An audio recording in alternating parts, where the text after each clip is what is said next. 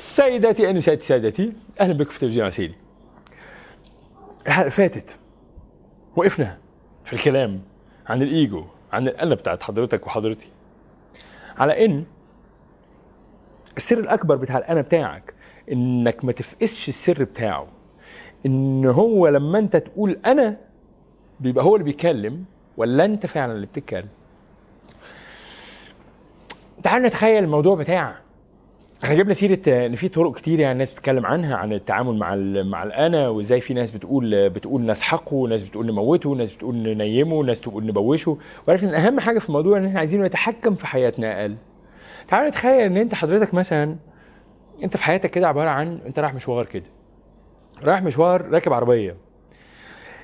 في العادي بتاع البني ادم بالفطره كده، المنتج الطبيعي اللي يحصل لاي بني ادم عايش في الدنيا ان هو يلاقي ان الايجو بتاعه هو اللي سايق العربيه، هو اللي بيقول لك انت رايح فين، وانت قاعد جنبه وفاكر نفسك ان انت اللي بتحرك العربيه. تخيلوا ان انتوا اتنين كده مثلا زي عفريتين، عندكم جسم عفريتي كده وراكبين في بعض كده، قاعدين كل واحد فيكم سايق. انت فاكر نفسك ماسك الدريكسيون، بس مش هو اللي ماسك، مش انت اللي ماسك الدريكسيون، الايجو بتاعك اللي ماسك الدريكسيون. كل اللي احنا عايزين نعمله الايجو، وهو موضوع معقد جدا، مش كل دي يعني تفتكر حاجه بسيطه، لا، كل اللي احنا عايزين نعمله الايجو ان احنا نخليه نضحك عليه. اتخانقت مع الايجو بتاعك عمرك ما هتكسب ابدا. ها، اي طاقه بتحطها في الايجو، الايجو بياخدها ويحولها لقوه عنده. فانت تفضل طول الوقت واحنا بنتكلم على الايجو وانت بتفكر في الايجو بتاعك، انت تفكر ان هو صاحبك، وانت هتفضل تبتسم له وهتفضل تقبله زي ما هو لحد ما يرضى يسيب الدركسيون ويجي يقعد جنبك كده. بعدين في المراحل المتقدمه بقى ممكن تعرف تنزله اصلا ورا ويقعد في الكرسي اللي ورا، وتفضل عينك على المرايه كده عليه طول عمرك، عشان ده ما بيموتش. ها، ده حتى لما يسكت لازم برضو تفضل مراقبه، عشان ممكن يرجع في اي لحظه يركبك من حيث لا تعلم، ويلبس طاقيه من حيث لا تعلم، وتلاقي نفسك بتتصرف كانك هو من حيث لا تعلم. طيب لو الايجو احنا عايزين ما نخليهوش يسوق حياتنا، وعايزين نقلل التاثير بتاعه على حياتنا، دلوقتي في الموضوع ده طبعا من عوامل مؤثره جدا فيه هو حجم الايجو بتاعك. تعال نتكلم عن موضوع حجم الايجو ده. ايه الناس لما بتقول احنا ما بنسمعش الكلمه دي في الافلام الخواجه، يعني يقول لك عنده ايجو بروبلم، عنده ايجو بروبلم يعني عايز نوع عظيم. لا، دي نرجسيه، مش ده الايجو بروبلم. الايجو بروبلم حاجه اعقد من كده بكتير. مشاكل الايجو انه بيكبر في اي اتجاه من الاتجاهات ال 360 درجه. يعني حضرتك دلوقتي راجل مستبد جدا، كل حاجه وبتاع، وانا قلت كده، وانا كلمتي ما تنزلش الارض ومحدش يتني لي بتاع، وعامل كده على طول. فانت طبعا وانت ماشي بتعمل كده بتبقى عامل زي الراجل ابو صاحب الكوره، صاحب العربيه، صاحب البتاع، بيت في الساحل، اي حد من اللي بيستعمل نفوذه عشان يسيطر بيه على اخرين بره حدود الايجو بتاعه. الايجو بتاعه عايز يضم ناس تانية يفرض سلطته عليهم زي ما هو فارض سلطته عليك. كل ما اول ما يفرض سلطته عليك يبقى عايز تاني، يبقى عايز اللي حواليك كمان. ها، خلي بالك من الحكايه دي.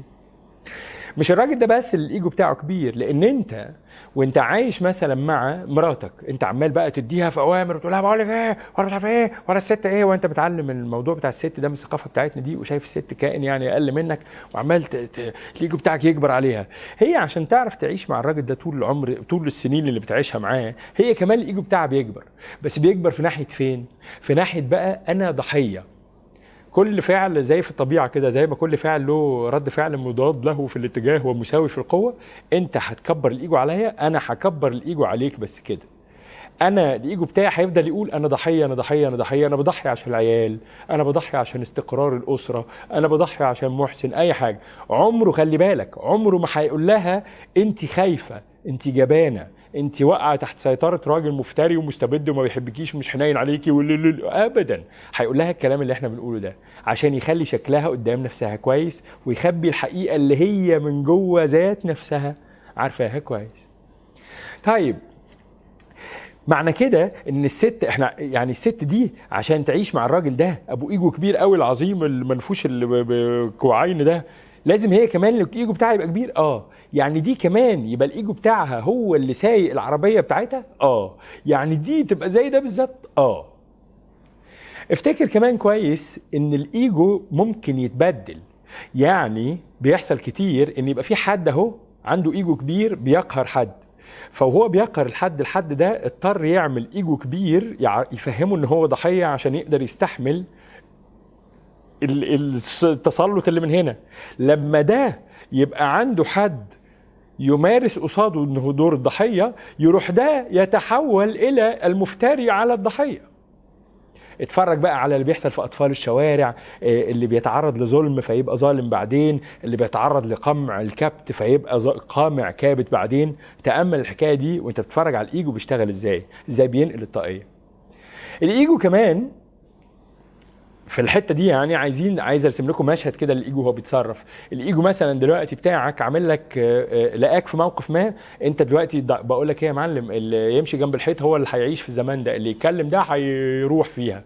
فيروح الايجو بتاعك برده ما بيقولكش ان انت جبان خاضع خانع مش عارف ايه، لا ده بيقول لك انا قنوع، انا متواضع، انا بسيط، انا سايبها على الله. يسميها لك اي حاجه بالسكر اللي هو بيرشه عليها. طيب فجأة راح النظام الموجود ده، الفتوة، الدولة، أي حاجة يعني في النظام الموجود، الراجل صاحب الكورة أي حاجة، راح مقرر احنا بقى هنمسك أضعف واحد ده، الضحية أكتر واحد ضحية، وهنذبحه. تبص تلاقي راح الايجو ده قالع الطاقيه بتاع الضحيه دي فورا، وانت فاكرها انت طول الوقت انا ضحيه، بقالك 30 سنه بتقول انا ضحيه. اول ما هيجي يذبح الضحيه، لا بقول لكم ايه انا بتخيل، قال ايه يا معلم اللي حصل؟ ايه الوحش الكاسر ده؟ هو كده اللي غلبان دلوقتي هيذبحوه. الايجو صاحبك عايز دايما يحافظ عليك، على حياتك، على سلامتك، وعلى سعادتك المؤقته، وعلى حمايتك من الالم بشكل مؤقت، باللي يعرفه بس، مش بما له علاقه بالحقيقه. طيب الايجو الكبير بيعمل مشكلة عندي وعند كل من يحتك بيهم الايجو الكبير بتاعي. لو انت الايجو بتاعك نمو طبيعي، واخد حيز طبيعي من كيانك، وانا قعدت اخبط بالايجو الكبير بتاعي في الايجو الكبير الصغير بتاعك، الايجو بتاعك يكبر عشان يعرف يدافع عن نفسه. افتكروا الحكايه دي كويس برضه.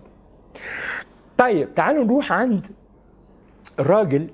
احنا جبنا شويه امثله كده لناس بقى بتبدا تخلي الايجو ما يسوقش، ومن اول بقى ما انت تعود نفسك على كده، بان انت تحفظ عقلك الباطن ازاي انه انت عايز تعمل فعلا، انت عايز تعمل الخير ده، انت عايز تعمل العطاء ده، انت مش مستني حاجه من ورا الناس، انت بتحاول تدي من غير ما تستنى تاخد. انت ازاي بقى بيروح مثلا الراجل اللي هو بيروح السوق بقى عشان يبيع ويشتري ده، ويبقى عينه على كل الناس، ما عايز نفسه الكل يكسب وبتاع، ما بيحقدش على حد، ما بيغيرش من حد، مش عايز الخير يبقى ليه لوحده. بيعمل كده ازاي الراجل ده؟ زي بالظبط الولد اللي نازل فرحان ان هو جايب للولاد كلهم اصحابه كوره عشان يلعبوا بيهم. زي اي حد بقى بتخلص من الانانيه، يعني بتخلص من الغيره، بتخلص من الحقد، بيحب الخير للناس. بيعمل كده ازاي؟ هو ده بقى اللي بيسموه في الثقافه الاسلاميه وعند الصوفيه بالذات مفهوم تزكيه النفس. معز مسعود عمل، مش فاكر السنه اللي فاتت ولا قبلها بصراحه، بس عمل سيزون كامل من برنامجه في رمضان على موضوع تزكيه النفس ده. ونفس وما زكاها. تزكيها ازاي؟ بتزكيها كده، بتزكيها بانك تقلل تاثير الايجو عليها، تشوف الايجو بيتصرف ازاي، تفقسه فتخليه ما يقدرش يعمل تلك الافعال الوضيعه اللي هو بيسميها حاجات حلوه، عشان يحافظ على شكلك قدام نفسك من انك تدرك حقيقه انك بتعمل تصرفات وضيعه بسببه، لانك لو فقسته هو مش هيعرف يعملها. طيب في اول حلقه اللي فاتت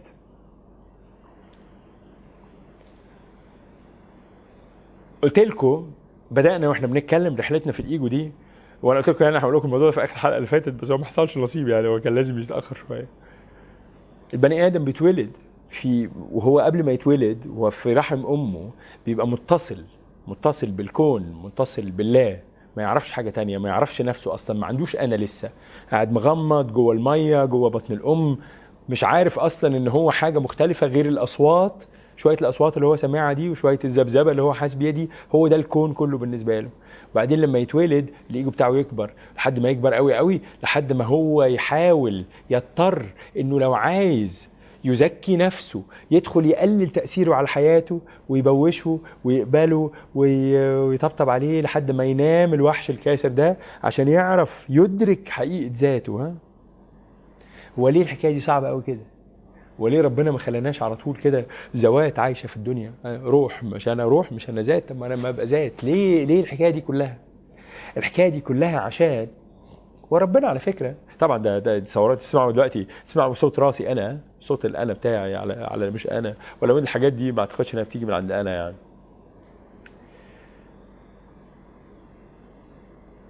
ربنا كان ممكن جدا يطلع في السماء كده، تفتح الشباك الصبح تبص تلاقي ربنا عنده وش كده باصص لك، كانت هتبقى ايه المشكله يعني سهل. ايه المشكله؟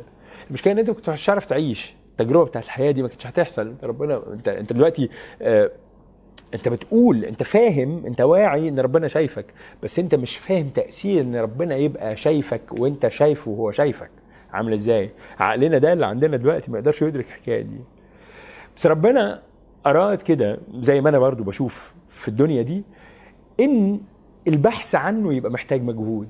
ربنا بيقول في القرآن والذين جاهدوا فينا لنهدينهم سبلنا. اللي جاهد عشان عايز يجيلي انا هوريله يجيلي منين. اللي بالرغم من طبيعته الكائن اللي مخلوق بأنا تفصله عن كل حاجة وتخليه يكبر لحد ما يقول أنا لوحدي، أنا وبعد الطوفان أنا وكل الناس تتحرق بجاز، أنا يكبر يبقى كل ده. البني آدم ده عشان يجيلي لازم يدرك إن أنا صاحب كل حاجة، إن أنا الله الذي لا إله إلا هو. الكبر اللي في راسك ملوش مكان، الكراهية اللي في راسك ملهاش مكان، الغضب اللي في راسك ملوش مكان، كل الحاجات اللي أنا بينتجها الوحشة دي ملهاش مكان. فتعمل إيه؟ فتخترق كل دول، فتبوش كل دول، فترجع لحقيقتك، تروح لذاتك، كلمة توصلها بروح، كلمة توصلها بربنا، فتلاقي طريق تاني. ولما تعمل كده تحصل حاجة رهيبة بقى جدا. الأول قبل ما نروح عن الحتة دي بسرعة جدا هشاور لكم على ازاي الأصوات اللي في راسك حتى وانت بتعمل خير لازم تبقى عارف هي جاية فعلا من خير، من مصدر خير جواك، ولا جاية من الأنا. لأن ما تنساش الأنا ممكن يلبس لك طاقية بتاعت إن أنت طيب وإن أنت كريم وإن أنت مضحي وإن أنت ممكن يلبس لك أي طاقية في الدنيا. تعرف إزاي إذا أنت بتعطي مثلا، أنت بتمارس العطاء دلوقتي، تعرف منين إذا كان ده عطاء بجد ولا مش بجد؟ تسمع الأصوات اللي في راسك.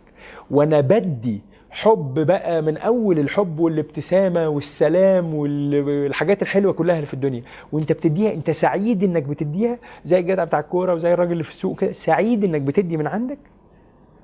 هو ده اللي ذاتك عايزاه. ذاتك ما بتعوزش غير حاجات كويسة. لو انت عامل كده يبقى انت كده، ده بقى فعل اصيل.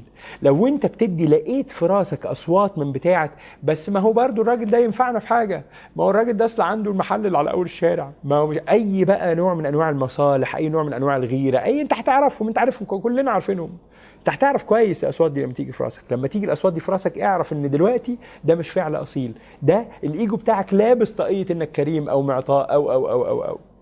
وخلي بالك كمان ان الايجو لما يلبس انا طيب، ما يقدرش يبقى طيب على طول الخط، ما يقدرش يبقى طيب كل يوم مع كل الناس، يبقى طيب مع حد وبعدين اللي وراه ما يبقاش. وانت ده ميزان انت تعمله لنفسك. هو انا فعلا بحب الخير للناس؟ مش ممكن احب الخير لده وده وده وبعدين اللي بعدهم لا.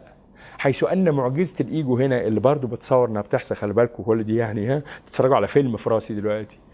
اول ما تطلع براك كل دي محاولات وانت بتقعد تزكي نفسك، انت عمال تصغر تأثير الايجو على حياتك، بدل ما كان 100% ولا كان 80 ولا كان 90 تفضل تنزله بقى، يفضل ينزل واحدة واحدة واحدة واحدة واحدة واحدة واحدة، نمرة بنمرة بنمرة بنمرة، 80 70 60 50 40 30 29 25 20. يحصل ايه وانت عمال تعمل كده؟ كل ده لسه ما طلعتش براك. اول ما يطلع براك، اول ما يطلع برا جلدك، ترجع تاني زي ما كنت عايز صغير بالظبط، ترجع تتوحد مع الكون وتفهم بقى الكلام اللي بيقولوه، الكلام اللي سيدنا علي مثلا لما بيقول وتحسب أنك جرم صغير وفيك انطوى العالم الأكبر. تفهم كلام رومي عن ازاي كل حاجة واحد. تفهم كلام كل الناس المعلمين الروحانيين يعني اللي في الدنيا عن everything is one، كل حاجة واحد، كلنا واحد.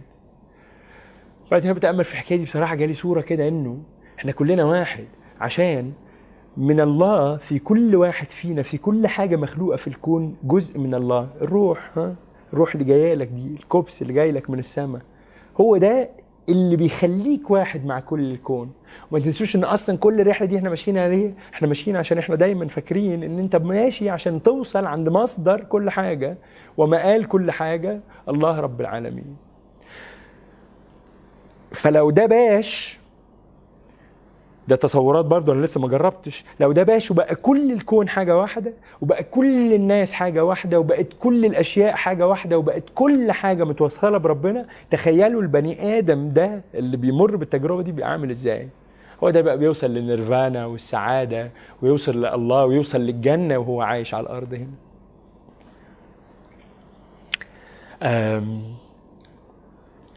كفايه كده النهارده. مش عارف لسه هنروح فين بصراحة، فبرضه هتفرج على الحلقة دي كويس، بعدين نشوف الخطوة الجاية فين. متشكرين. سلام.